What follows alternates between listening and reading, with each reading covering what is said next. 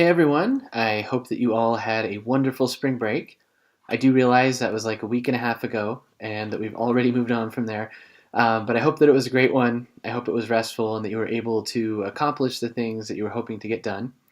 My kid's spring break is this week, so that's proven a little bit interesting. But you all know how those kinds of things go. Totally just fine. They're enjoying some time off. Unfortunately, one of them got sick today, but I think he's already feeling a bit better, so that's good. In terms of the class and where we're headed, I wanted to add this quick check in announcement because the next few weeks, the last several books that we're reading for our class, are kind of in a different vein than what we've done thus far. So, up to this point, we've been looking at scholarship mostly from historians on the history of the US Mexico border.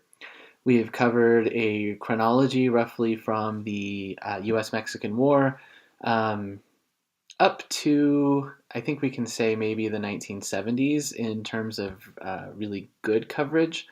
Of course, there are many other pathways that we could follow to learn more about migration, to learn more about trafficking of not just drugs, but other illicit substances across the border or just contraband across the border. All of these things have an important role to play in the stories that we are learning about. Um, but again, we sort of have to make a choice in how to get the best overview that we can. While I know that many of you will be studying those kinds of issues in your final project. And so if you have any questions or need any help with the final project as you're continuing, see the cat's tail right there? It's crazy.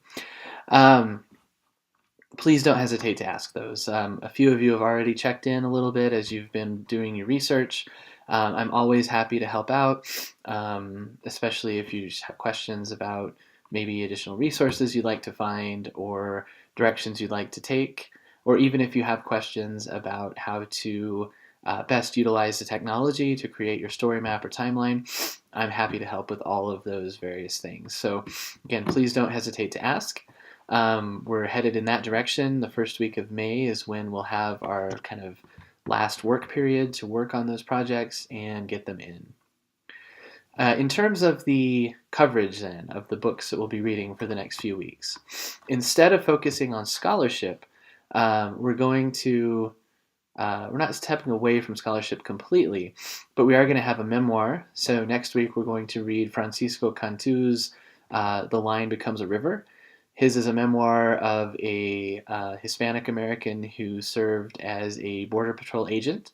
And so we're going to get kind of his perspective, but not from a scholarly standpoint, from the perspective of memoir. Memoirs are things that historians use as historical sources when they write their accounts, one among many types of records as we've seen. And so this is something more like a primary source, although it's published, mediated, and so on. But think about what that means for how we should approach it, what kinds of images and perspectives on the border it can give us. The following week, we will be reading a journalist's account, and we'll be shifting toward migration, but from the other side of the border. And so it's a journalist account, a journalist, Oscar Martinez, who writes in Central America, and he spent time traveling with migrants on the La Bestia, or the Beast, that infamous train traveling across Mexico toward the U.S.-Mexico border. And so we'll be reading his accounts. Again, they're a bit more rigorous than a memoir because journalism holds itself to different standards than a memoir would. But it is all about participant observation.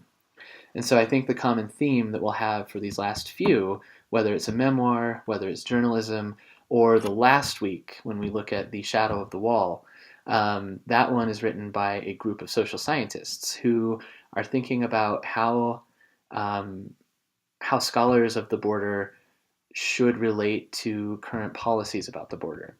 So their question is, should our scholarship lead us to certain actions regarding the current political and other debates about border crossing, about migration, about a wall, about other kinds of policies? So they're thinking in terms of what role should scholars play in activism? And as you'll see, they believe that why spend your life being a scholar of something if you're not going to take action for that thing? And so the question will be, how can we have rigorous scholarship and activism at the same time? So those are the different angles we'll be taking. I just wanted to point that out because we'll be approaching things a little bit differently. Hopefully you made it to the end of this video because I have a question I want to put out there for those of you who are graduate students in the 516 sections of this class, whether history, political science, or criminal justice. I was looking at the schedule and I placed Ryan Ye's book, Passing, with, it's in Module 9, that one's with La Bestia, the Beast, because those are both about participant observation. You know, as we'll see, Ye is an anthropologist who spent time working amongst people in Tijuana, writing about the different kinds of lines that people have to cross in terms of ethnicity, race, class, and so on, whether or not they're actually crossing the international line. I'd scheduled it for Module 9, not week 9, Module 9, but that is one of those times where we only have a week to dedicate to the reading. And so what I'm thinking about pushing it back to Module 10 so that we can spend 2 weeks on that. That means we'll be reading it with the Shadow of the Wall reading, the social scientists who are looking at ways to balance activism and scholarship. If that sounds like a good idea to you, please let me know. If not, if you'd like to leave things the same, please let me know. I would like your feedback on that, so just respond in the comments to this video if you get a chance and let me know what you think.